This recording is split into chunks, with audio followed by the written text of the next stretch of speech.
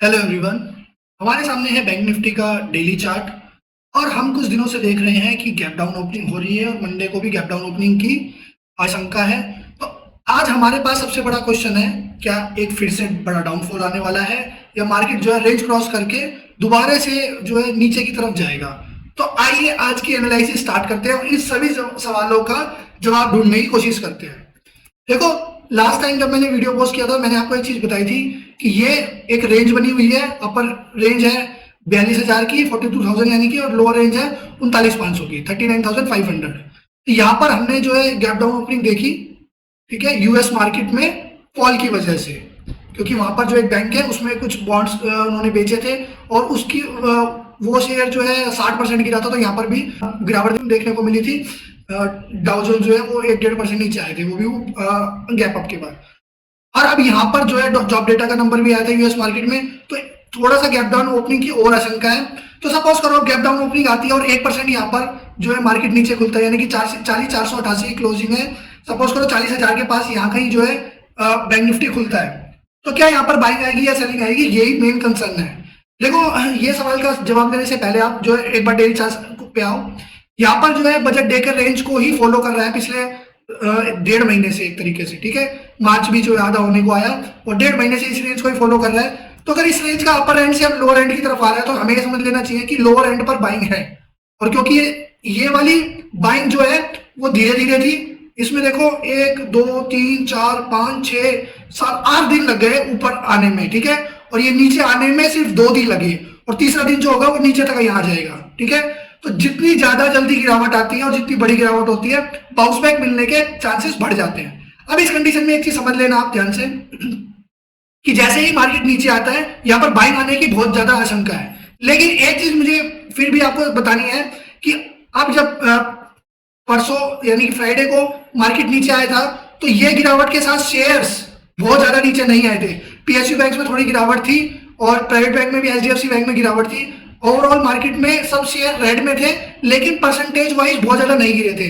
लेकिन अब अगर खुलने के बाद अगर सेलिंग आई, यहाँ पर जैसे खुलने के बाद वो सेलिंग आई, तो स्टॉक्स में ज्यादा गिरावट देखने को मिल सकती है। हो सकता है कि यहाँ पर हम जो है इंडेक्स में एक बाउंस बैक देखें।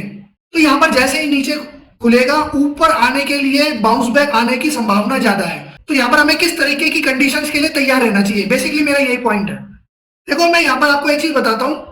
कई बार क्या होता है, मार्केट कैसे खुलता है, यहाँ पर मार्केट खुलेगा हो सकता है नीचे, जैसा कि हमें गैप डाउन ओपनिंग की एक्सपेक्टेशन है।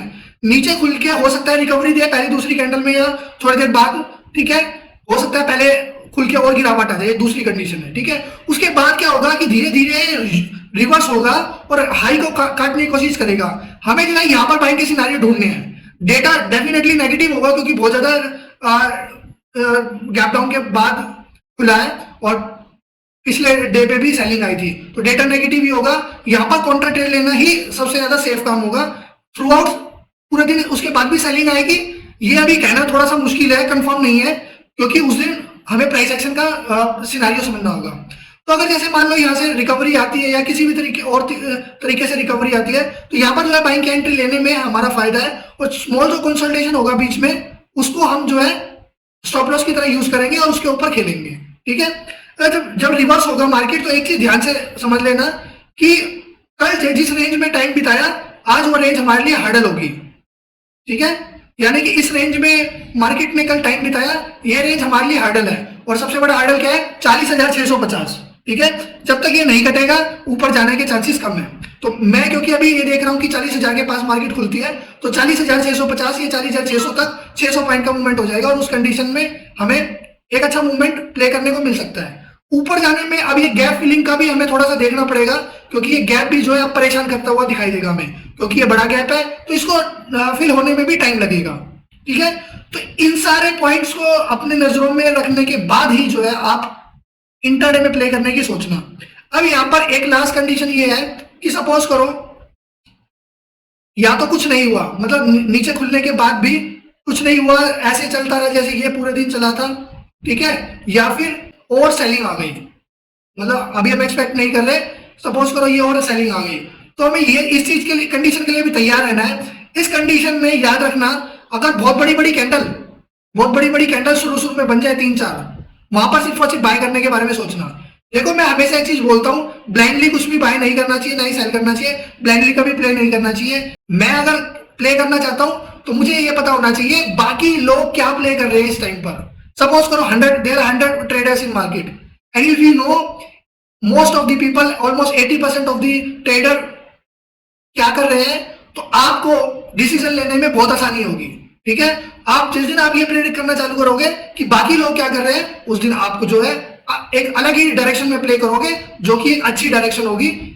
ठीक है, तो ये चीज याद रख लेना, जहां सब खेल रहे हैं वहां खेलोगे तो फायदे में रहोगे, क्योंकि वहां पर ही आपको एक तरफा बाइंग या सेलिंग दिखाई देगी।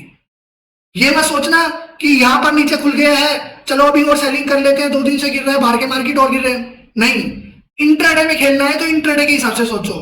ठीक है, हो सकता है बाइंग भी आ जाए, कंफ्यूज होने की जरूरत नहीं है, अपने मेथड्स क्लियर करो। ज्यादा सेलिंग आ जाए तो बाय की साइड भी सोचना, और अगर वहां पर बाय का सिनारियो दिखे तो ही बाइंग लेना। तो वीडियो अच्छी लगे तो अपने सभी फ्रेंड्स के साथ इस चैनल को शेयर कर दीजिए। Thank you very much.